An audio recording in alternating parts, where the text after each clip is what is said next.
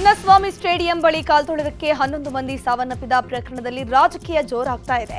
ಸರ್ಕಾರದ ವಿರುದ್ಧ ಕಮಲ ನಾಯಕರು ಆಕ್ರೋಶ ಹೊರಹಾಕ್ತಿದ್ದಾರೆ.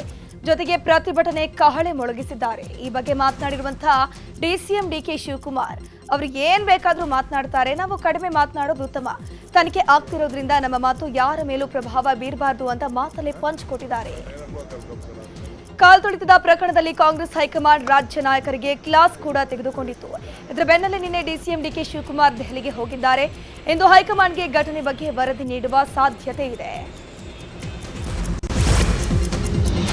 ಕಾಲ್ತುಳಿತ ಪ್ರಕರಣ ಬಗ್ಗೆ ರಾಹುಲ್ ಗಾಂಧಿ ಗೃಹ ಸಚಿವ ಪರಮೇಶ್ವರ್ ಬಳಿ ಎಲ್ಲ ಮಾಹಿತಿಯನ್ನ ಪಡ್ಕೊಂಡಿದ್ದಾರಂತೆ. ಚಿನ್ನಸ್ವಾಮಿ ಕ್ರೀಡಾಂಗಣದಲ್ಲಿ ಕಾಲ್ತುಳಿತದ ಬಗ್ಗೆ ವಿವರವಾಗಿ ವರದಿ ನೀಡುವಂತೆ ಪರಮೇಶ್ವರ್ಗೆ ಕಡ್ಡಿ ಮುರಿದಂತೆ ರಾಹುಲ್ ಗಾಂಧಿ ಸೂಚಿಸಿದ್ರಂತೆ. ಹೀಗಾಗಿ ಪರಮೇಶ್ವರ್ ಗೃಹ ಸಚಿವ ಅಂತಲೂ ನನ್ನ ಬಳಿ ಚರ್ಚೆ ನಡೆಸಿಲ್ಲ, ಎಲ್ಲ ನಿರ್ಧಾರ ಮಾಡಿಕೊಂಡು ನನ್ನ ಗಮನಕ್ಕೆ ತಂದಿದ್ದಾರೆ. ನಾನು ಸಿಎಂ ಆದೇಶ ಪಾಲಿಸಬೇಕು ಅಂತ ಕಾರ್ಯಕ್ರಮದ ಸ್ಥಳ ವೀಕ್ಷಣೆ ಮಾಡಿದೆ ಅಂತ ವಿವರವಾಗಿ ಮಾಹಿತಿ ನೀಡಿದ್ರಂತೆ.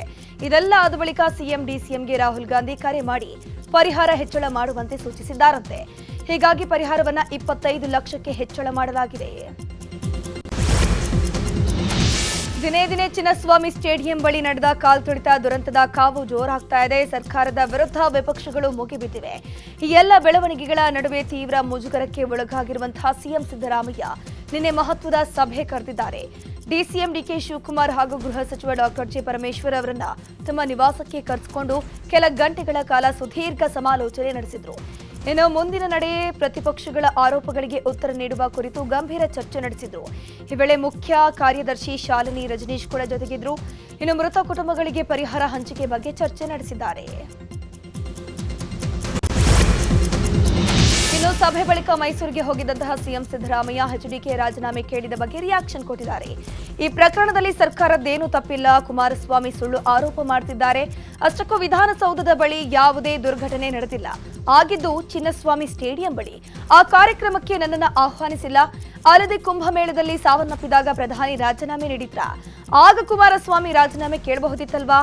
ಈಗ ಸುಮ್ಮನೆ ನಮ್ಮ ಮೇಲೆ ಆರೋಪ ಮಾಡ್ತಿದ್ದಾರೆ ಅಷ್ಟೇ ಅಂತ ಕಿಡಿಕಾರಿದ್ರು. ಇನ್ನು ಕಾಲ್ತುಳಿತ ಘಟನೆ ಬಗ್ಗೆ ಹಾಸನದಲ್ಲಿ ಮಾತನಾಡಿದ ಸಚಿವ ಸತೀಶ್ ಜಾರಕಿಹೊಳಿ, ಪೊಲೀಸ್ ಇಲಾಖೆಯಲ್ಲೂ ವೈಫಲ್ಯಗಳಿವೆ, ಮುಂಚೆಯೇ ಮುಖ್ಯಮಂತ್ರಿಗಳಿಗೆ ಹೇಳಬೇಕಿತ್ತು, ಯಾಕೆ ಹೇಳಿಲ್ಲ?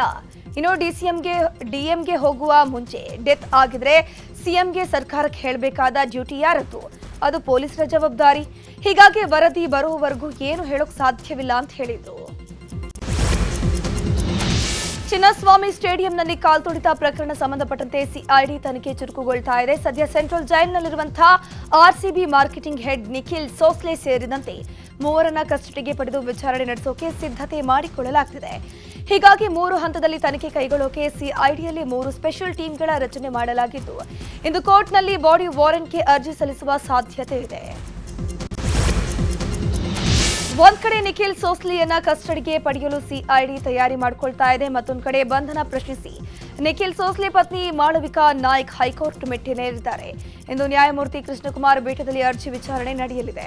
ನಿಖಿಲ್ ಪರವಾಗಿ ಹಿರಿಯ ವಕೀಲ ಸಂದೇಶ್ ಚೌಟ ವಕಾಲತ್ತು ವಹಿಸಲಿದ್ದಾರೆ. ತನಿಖೆಯನ್ನೇ ನಡೆಸದೆ ಸಿಎಂ ಆದೇಶಾನುಸಾರ ಬಂಧಿಸಲಾಗಿದೆ. ಯಾವುದೇ ಲೋಪ ಎಸಗಿಲ್ಲವೆಂದು ರಿಟ್ ಅರ್ಜಿಯಲ್ಲಿ ಉಲ್ಲೇಖ ಮಾಡಲಾಗಿದೆ.